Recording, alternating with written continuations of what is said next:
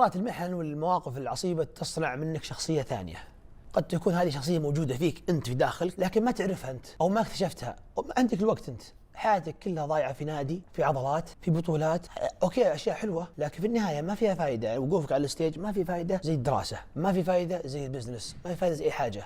فطلعت عندي ملكة الكتابة مرة. يعني أنا كنت أقول ليش أنا ما ركزت عليها من زمان؟ ليش ما ركزت عليها؟ أقرأ كثير الحمد لله. أنا يوميا مخصصي نص ساعة للقراءة، أي شيء قدامي أقرأه وبالذات في الرياضة. بعدين قلت بديت أكتب أكتب أكتب أكتب. كتبت رواية مرة حلوة يا رب أنها تلاقي نجاح ويعني تيجي شخصية كبيرة تتبناها. صدقوني حتصير يعني شيء كبير في السعودية وأنا متأكد من هذا الشيء. فكتبت رواية وأنا صدمت من نفسي أصلا. الفراغ اللي عندي خلاني أكتب، خلاني أدرس، خلاني أغير أشياء كثيرة في حياتي، خلاني بارد، خلاني عاقل، خلاني راكد، خلاني متأني في قراراتي. أول كنت طايش ومستعجل ومطفوق لكن الإصابة لا، علمتني أني أكون هادي ورايق مرة. يعني ما في شيء مستاهل بالعربي. إنسان عنده شيء واحد مهم، صحته، ما دون ذلك ملحوق عليه. مرت سنة 24 سبحان الله، والله إني أذكر الموقف هذا والله كأنه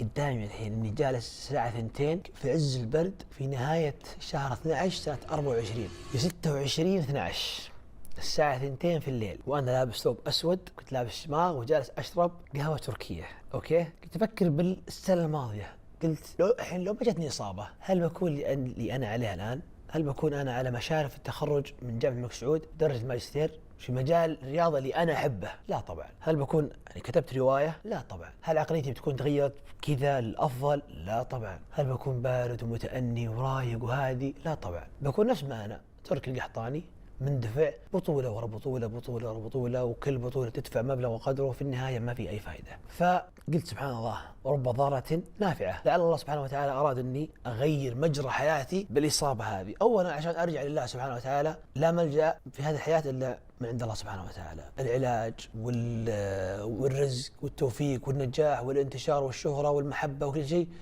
عند الله سبحانه وتعالى. صحيح أنا وقفت تمرين سنة كاملة، وقفت محتوى سنة كاملة، وقفت كل شيء أحبه. بالفعل كل شيء أحبه في حياتي أنا 20 سنة مستمر عليه وقفته مجبر، ما هو على كيفي، ما أقدر أسويه خلاص. أو لما أروح نادي مرات صراحة أشوف نظرة الشفقة من المشتركين في النادي لي. كيف كان تركي القحطاني كان توب في السعودية في مجال الرياضة يعني، فكيف كان وكيف صار؟ ما أقدر أمشي، الرجل شكلها متشوه، رجل سوداء، أعرج. فأنا كنت يعني أشوف نظرات الشفقة من كل النادي، من المدربين، من المشتركين، من الموظفين، حتى بالعمال بعد. فقلت ما بدهاش، بلا نادي سنة كاملة، وش المشكلة يعني إذا أخرتها توقفت سنة؟